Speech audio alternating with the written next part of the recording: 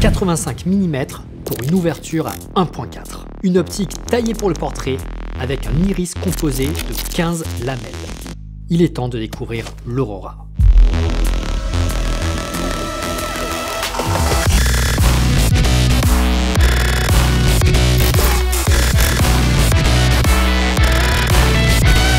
Aujourd'hui, on se retrouve pour parler matos puisque je teste le dernier objectif full frame de Sirui, un 85 mm 1.4 nommé Aurora. Et je ne vais pas que le tester puisque je vais aussi le faire gagner à l'un d'entre vous. Et oui, toi là qui regarde cette vidéo, tu as peut-être une chance de recevoir cette optique chez toi dans une semaine. Je vous explique comment participer à ce concours à la fin de la vidéo, donc s'il vous intéresse, regardez ce test jusqu'à la fin. L'Aurora donc. J'imagine que si Sirui donne un nom à une optique en particulier, c'est qu'ils doivent en être un minimum fiers. En tout cas, sur le papier, ça promet. 85 mm, c'est la focale préférée des portraitistes. 1.4, c'est une ouverture assez lumineuse qui est censée nous donner un bokeh de qualité. Autofocus, parce que oui, cette optique n'est pas manuelle. Et disponible pour les Nikonistes, Fujistes et Sonyistes en monture E, X et Z. Et pas Canon, puisque Canon n'autorise pas la production d'objectifs autofocus sur la monture R par des marques tierces. Du moins pour le moment. Alors, petite précision avant de commencer, je ne suis pas rémunéré par Sirui pour faire ce test. Ils m'ont envoyé cette optique, mais je ne vais même pas la garder puisque je vais la faire gagner à l'un d'entre vous.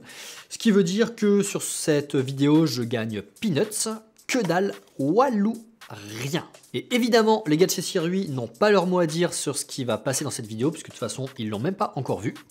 Et comme d'habitude, j'ai passé plus d'un mois à éprouver cette optique sur le terrain pour vous donner un avis le plus objectif possible. J'ai pu la tester sur pas mal de shootings, en intérieur comme en extérieur, avec de la lumière continue ou même des flashs. Et maintenant que ça c'est dit, il est temps de voir ce que l'Aurora a dans le ventre.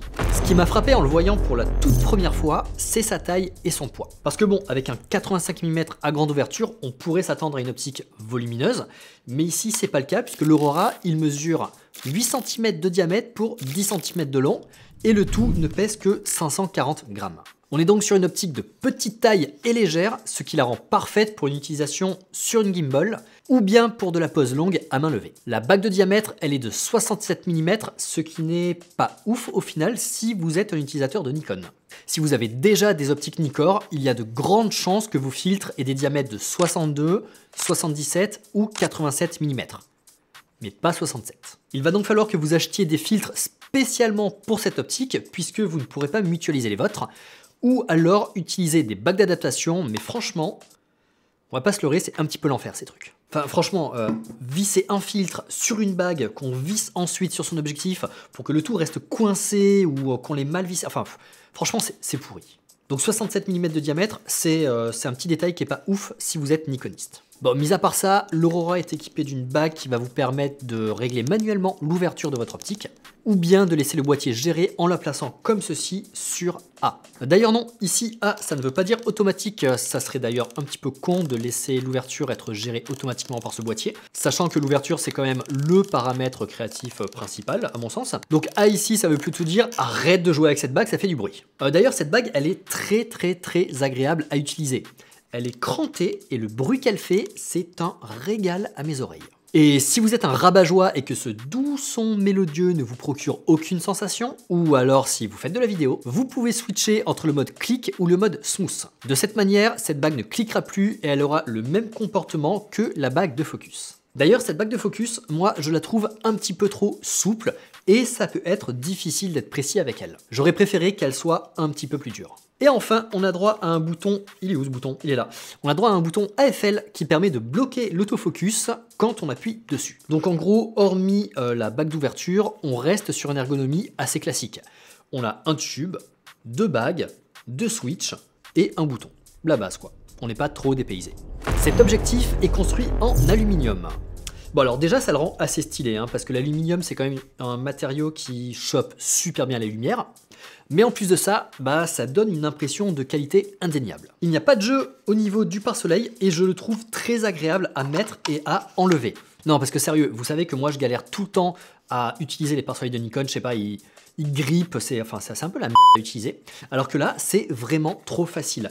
Vous avez des petites encoches ici, des petits détrompeurs pour vous indiquer où le mettre. Et ensuite, vous avez juste un petit quart de tour à faire et c'est fait. Non, vraiment, la sensation de ce pare-soleil, elle est ouf. C'est-à-dire que quand vous allez l'enclencher, on est sur quelque chose d'assez résistant. Ensuite, quand vous commencez à tourner, ça se smoothifie. Et à la fin, quand vous arrivez sur le clac, bam, on comprend qu'il est bien enclenché. Et en vrai, ce pare-soleil, moi, je le kiffe. Et en plus de ça, Sirui, ils ont mis un petit revêtement en caoutchouc au niveau du pare-soleil pour que l'appréhension soit encore plus efficace au niveau de vos doigts. Parce que c'est vrai qu'il est un peu dur. Et ça, franchement, c'est un détail qui tue. Alors oui, ok, je passe peut-être un petit peu trop de temps à parler de ce pare-soleil. J'ai clairement un problème avec les pare-soleils. Mais quand même, pour moi, c'est ce genre de détail qui me fait juger du sérieux d'une marque. Un peu comme je juge les gens ou les restos à la propreté de leurs toilettes. Ce sont les petits à côté qui rendent l'expérience agréable. On a aussi un joint d'étanchéité au cul de l'optique, ce qui fait qu'elle est tropicalisée. Et vu qu'on a du jeu nulle part, que ce soit dans les bagues ou bien sur les boutons, et ben moi je veux bien croire que l'Aurora puisse résister à une pluie. Bon, vous vous doutez bien qu'une optique qui ouvre à 1,4 avec des bons matériaux et qui coûte aussi peu cher, eh ben c'est qu'elle doit faire des compromis à un moment ou à un autre. Et ces compromis, ils sont faits au niveau de la qualité optique. À 1.4, on a un piqué un petit peu mou tout au centre de l'image et carrément dégueulasse assez rapidement quand on s'en éloigne. Même dans la zone centrale de ma photo, là, ici, c'est pas fou. Et dans les angles, j'en parle même pas. Par contre, si vous fermez d'un tiers de stop, là, ça va se calmer. Des 1.6, je constate des améliorations, mais c'est pas encore fou non plus. Il faut attendre F2 pour avoir des résultats bons en termes de piqué, sur la zone centrale uniquement. Parce que dans les bords, quoi qu'il arrive, ça reste un petit peu baveux. Et il faudra monter jusqu'à 5-6 pour avoir des bords qui commencent à être nets. Alors, est-ce que c'est un problème ce manque de piqué? Pas forcément si vous ne faites pas de reprographie ou de packshot. C'est sûr que pour de la pub ou du visuel clé, ça me semble difficile d'utiliser une optique comme ça. Vous allez forcément vous faire recaler par le ou la DA. Mais pour du portrait, sans trop prise de tête, ça marche plutôt bien. Si vous regardez ces photos prises avec l'Aurora, le piqué au niveau de la modèle est carrément bon. Pas de souci à ce niveau-là, alors qu'elles ont été prises entre 1.4 et 2. Et sur le bord, en fait, on s'en fout un petit peu puisque j'ai du flou d'arrière-plan, donc en fait, que ce soit net ou pas, c'est pas vraiment un problème. Donc pour de la photo sans enjeu, le piqué du Sirui passe, mais pour de la pub, là je vais pas vous mentir, ça va pas le faire. En termes d'aberration chromatique, là aussi, on n'est pas oufi ouf. À 1.4, on a des aberrations très rapidement dans l'image et il faut attendre 2.8 pour s'en débarrasser dans la zone centrale. Au bord, il faut attendre 3.5 pour qu'elles disparaissent et encore pas totalement. Attention sur les shootings en contre-jour, vous risquez d'en voir apparaître. Bon, il y a aussi un truc qui a dû vous marquer depuis que je vous montre des mires, c'est la distorsion de cette optique. Alors, il faut savoir que l'Aurora, il n'a pas de profil de correction de l'objectif, que ce soit sur Lightroom ou sur Capture One. C'est aussi pour ça que les résultats des tests sont aussi dégueulasses, c'est parce que cette optique, elle est brute de décoffrage et elle n'est pas du tout aidée par le software. Et c'est aussi pour ça que la distorsion, elle est aussi visible. Et là, on voit clairement que les verticales, elles sont pas verticales en fait. Donc c'est quelque chose que vous allez devoir corriger à la main, surtout si vous shootez en milieu urbain avec des lignes bien définies. Parce qu'en milieu urbain, en général, il y a des lignes droites un petit peu partout. En termes de vignettage, évidemment qu'il y en a. Alors je vous le montre, mais je vais passer assez rapidement sur ce point parce que pour moi, c'est un non-problème le vignettage. C'est tellement simple à corriger avec Capture One ou Lightroom qu'on s'en fout un petit peu du vignettage. Et enfin, les flares. Ils sont très prononcés quand vous avez une source lumineuse qui vient taper directement dans la lentille. Et même si j'ai tendance à aimer les flares et à en foutre partout dans mes productions, ici, je les trouve quand même un petit peu grossiers. Ils sont très nets, très saturés, surtout dans le bleu. Après, il est quand même possible de jouer avec. Si vous prenez ces photos, j'ai réussi à faire en sorte d'en avoir, mais de les atténuer en bougeant légèrement mon objectif pour pas qu'ils ne prennent trop d'importance dans mon image. Donc voilà, si je devais faire un résumé de la qualité optique de ce 85 mm 1.4, je dirais qu'elle n'est pas incroyable. Elle n'est pas incroyable et en plus vous aurez un petit peu de mal à corriger tout ça en post-prod puisque il n'y a pas de profil de correction automatique. Donc moi ce que je vous conseille c'est d'assumer tous les défauts de cette optique tout simplement. Essayez de composer avec les flares et avec les aberrations chromatiques pour donner du cachet à vos images. Mais bon, pour de la pub ou du visuel clé, ça me semble compliqué d'utiliser l'Aurora. L'Aurora a un diaphragme composé de 15 lamelles. Et 15, c'est beaucoup, surtout si on le compare à la concurrence. Le 85 mm 1.8 du Nikon en a 9, et même le Plenia, qui est THE référence ultime en matière de bokeh, et ben lui, il n'en a que 11. Et il faut aller voir du côté du 85 mm 1.2 gamme S chez Nikon pour avoir un nombre de lamelles équivalent. Alors, c'est bien gentil tout ça, mais ça veut dire quoi le nombre de lamelles? Bah tout simplement, plus vous en avez et plus les billes de bokeh seront rondes. Vous pouvez le voir ici et je dois avouer que je suis quand même assez surpris de voir des billes de cette qualité sur un objectif aussi petit et aussi pas cher. Par contre, dans les angles, on part clairement sur un effet en œil de chat, ce qui personnellement ne me dérange pas puisque ça va donner un côté tourbillonnant dans le flou d'arrière-plan de votre image et ça va venir permettre de venir concentrer le regard sur le point central de votre image. Donc l'œil de chat, moi c'est quelque chose que j'apprécie. Et dernier point, les billes ont quand même pas mal de texture. C'est-à-dire que si je zoome ici ou là, vous pouvez même voir l'iris dans les billes. Donc ce bokeh, il est quand même de très bonne qualité, malgré une légère texture. Et moi, je dois avouer que j'ai été assez impressionné d'avoir un tel rendu sur une optique aussi petite. Bon, on va maintenant aborder le point négatif de cette optique, et c'est l'autofocus. Et je vais pas y passer par 4 chemins, il n'est clairement pas bon. Il est très lent pour passer d'un plan à un autre, mais vraiment très lent. Alors clairement, on s'ennuie là. En bonne condition de lumière, ça va, il arrive à détecter les yeux du modèle.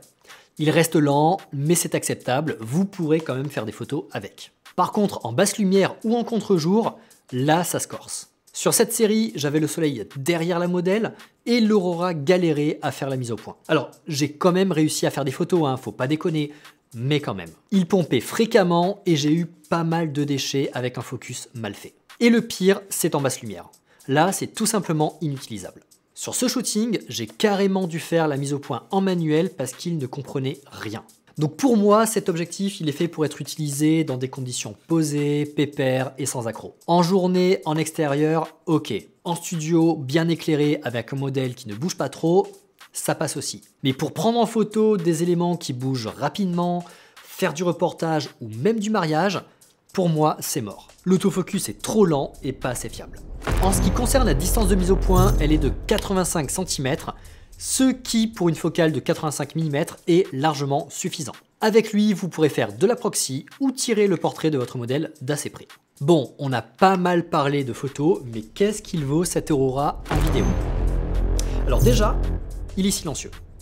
L'autofocus ne fait pas de bruit et vous pourrez utiliser cette optique pendant une prise de son. Mais on a quand même un petit focus briefing quand on change notre focus. Regardez bien sur les bords, c'est assez flagrant. Comme je vous le disais au début de la vidéo, la bague de changement d'ouverture peut être paramétrée pour avoir un rendu smooth et non cranté. Donc si vous voulez changer cette valeur pendant un plan, ça se fera sans accroc. Ça peut être utile si votre caméra dispose de filtres ND internes. Dans ce cas, vous pourrez changer la valeur de l'ouverture tout en modifiant celle des filtres variables pour bouger la profondeur de champ sans modifier la luminosité. En vrai, ça c'est un truc que moi je kifferais faire sur mes prods. Malheureusement, mes caméras ne sont pas équipées de filtres ND variables internes. Mais voilà, donc si vous c'est le cas, vous pourrez utiliser l'Aurora pour ça. Même si bon, si vous avez une caméra avec ce genre de feature, je ne pense pas que vous utiliserez une optique à 600 balles dessus. Faut respecter un minimum son matos. Mais bon, voilà, c'est quand même cool de savoir qu'avec l'Aurora, c'est possible de le faire. Et enfin, même si j'ai cassé un petit peu de sucre sur le dos de cette optique concernant son piqué, il faut savoir qu'en vidéo, ça n'est pas du tout un souci, au contraire. Moi, je préfère de loin les objectifs avec un rendu doux et smooth plutôt que sharp et net en vidéo. Et tous les petits défauts de l'Aurora qui sont assez dégueulasses en photo, ils deviennent sexy en vidéo. Vous n'aurez pas un rendu chirurgical numérique avec l'Aurora et vous n'aurez pas besoin de venir le casser avec un filtre mist par exemple. Donc l'Aurora en vidéo, oui. D'ailleurs, beaucoup plus oui qu'en photo pour moi. Beaucoup plus oui qu'en photo. Ça, dès que je prends des libertés sur mon script, je me retrouve à dire bon, maintenant qu'on a fait le tour de cet objectif, il est temps de parler argent. Sirui vend l'Aurora 650 € et si vous utilisez mon code de réduction, vous pourrez économiser 5% et tomber à 617 €.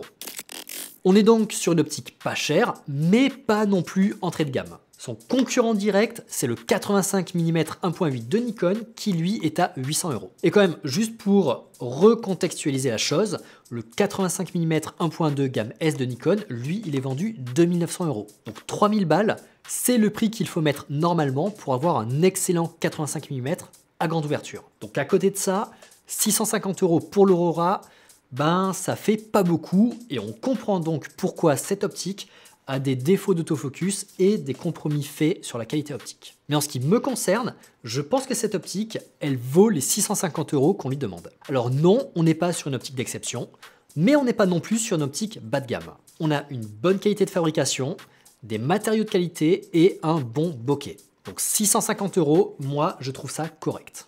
Et si vous êtes à la dèche, parce que oui, on est en janvier et que vous avez sûrement dû dépenser toute votre thune pour faire des cadeaux à Tati et Tata, et ben donc si vous n'avez plus un rond, moi je vous fais gagner cette optique sans que vous ayez à débourser un denier. Et pas que l'objet d'ailleurs, puisque je vous le file avec la housse, oui je vous ai pas dit, hein, mais Sirui le vend avec une housse de protection, et aussi 2 filtres, un Black Pro Mist et un filtre UV, tous deux de la marque Sirui. Hop là, ils sont là les 2 filtres, donc voilà, ça c'est l'ensemble des choses que je vous fais gagner. Pour participer, rien de plus simple. Il vous suffit de liker la vidéo et de poster un commentaire où vous me dites pourquoi cet objectif vous intéresse. Je tirerai au sort une personne au hasard dans 7 jours, soit dimanche prochain. Le tirage au sort sera retransmis en direct, pas du tout en direct, il ne sera pas du tout retransmis en direct, il sera juste retransmis sur mon compte Instagram, parce que j'ai aucune idée de comment on fait un direct sur Instagram. Et la personne qui verra son nom, choisi par une fonction random, recevra l'Aurora dans sa boîte aux lettres. Allez, bon, je vous laisse tenter votre chance dans les commentaires. Moi, pour l'instant, je range un petit peu la table parce que c'est le bordel et j'aime pas quand c'est le bordel. Et on va maintenant passer à la conclusion de cette vidéo. Bon, vous l'aurez compris, l'Aurora, c'est pas une optique haut de gamme. Sa qualité optique, elle laisse à désirer et à cause de ça, vous ne pourrez pas l'utiliser sur des prods avec des clients exigeants. Moi, je sais que les miens, ils me recaleraient tout de suite si jamais j'utilisais l'Aurora sur mes visuels. Mais bon, je vous rappelle qu'on n'est pas là sur une optique à 3000 balles, hein. On est sur une optique à 650 €, donc ça va. D'autant plus qu'un effort a clairement été fait au niveau du bokeh, qui est au moins au niveau, si ce n'est supérieur, à celui de sa concurrence directe. Donc pour moi, si vous êtes amateur ou que vous débutez dans la photo et que vous n'avez pas les moyens de mettre 3000 balles dans une focale fixe, ben l'Aurora, ça peut être une bonne solution. Avec elle, vous aurez quand même un objectif de portrait de qualité sans trop vous ruiner. Vous pourrez faire des jolis clichés en extérieur et avoir un bon rendu dans les flous d'arrière-plan ou avoir aussi un bokeh sympathique. Sans parler aussi de la compression des perspectives inhérentes à la focale 85 mm qui est à mon sens l'une des plus belles. Bon par contre, et pour moi c'est vraiment le point qui me chagrine le plus avec cet objectif, c'est qu'il n'est pas très polyvalent. Avec lui, vous ne pourrez faire que du portrait. Oubliez le pack shot ou la prise de vue en mouvement à cause de l'autofocus. Donc ça veut dire que si vous achetez l'Aurora, vous ne l'achetez que pour un seul type de photo. Mais là encore, on est sur un produit à 650 €, pas 3000. On ne peut pas s'attendre qu'à ce tarif-là, on ait une optique qui fasse tout. Sur ce, je vous laisse, prenez soin de vous, prenez soin de votre matos parce que lui, il prend soin de vous. Et à la prochaine.